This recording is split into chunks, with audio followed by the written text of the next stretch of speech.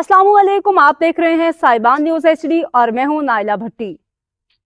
शामिल करते हैं आज की अहम तरीन खबर।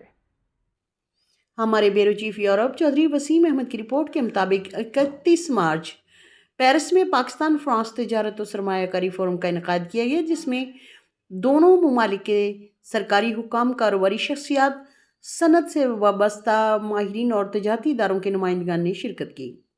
मंगल को फ्रांस में पाकिस्तान के सफारत खाने से जारी बयान के मुताबिक ये फोरम 2024 में सदर एमनुएल मैक्रोन और वज़ीर आज़म मोहम्मद शहबाज शरीफ के दरमियान तय पाने वाली मुफाहमत के तहत मुनक्किद किया गया, जिसका मकसद पाकिस्तान और फ्रांस के दरमियान मजबूत इक़्तिसादी शराकत दारी को फ़रोग़ देना है।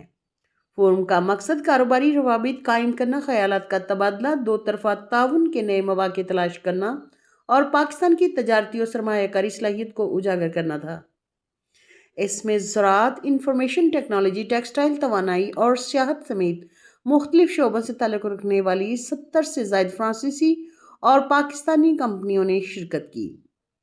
फ्रांस में पाकिस्तान की सफ़ीर मुमताज़ ज़हरा बलोच ने बिजनेस फोरम का इफ्तिताह किया और पाकिस्तान की मआशी तरक्की और फ्रांस के लिए एक पुरकशिश तजारती शराकत दारी के तौर पर इसकी सलाहियत को उजागर किया। उन्होंने सरमायाकारों के लिए सहूलत फराहम करने वाली हुकूमती पॉलिसियों और इदारा जाती इक़दामात का जिक्र किया और पाकिस्तानी और फ्रांसीसी कारोबारी इदारों को मुश्तरका मंसूबों और बाहमी फ़ायदा मंद शराकत दारियों के मौक़े तलाश करने की तरग़ीब दी।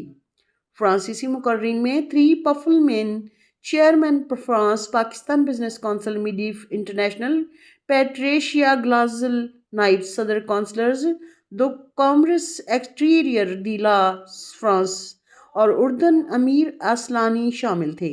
उन्होंने पाकिस्तान और फ्रांस के दरमियान बढ़ते हुए इक़्तिसादी ताल्लुकात को सराहा, पाकिस्तान में तिजारत और सरमायाकारी के मौक़े की निशानदेही की और निजी शोबे के रवाबित को मज़ीद मजबूत बनाने की अहमियत पर जोर दिया ताकि दो तरफ़ा तिजारत और सरमायाकारी को फ़रोग़ दिया जा सके।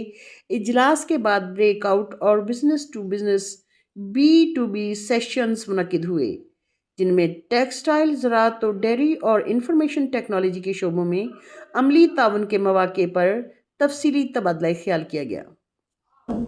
For exploring these collaborative opportunities and lead to a deeper economic relationship between Pakistan and France. The government of Pakistan and Pakistan's embassy in France remain fully committed to facilitating these connections and strengthening institutional cooperation. I thank you. अब तक के लिए इतना ही। मज़ीद खबरों और updates के लिए देखते रहें साइबान न्यूज HD।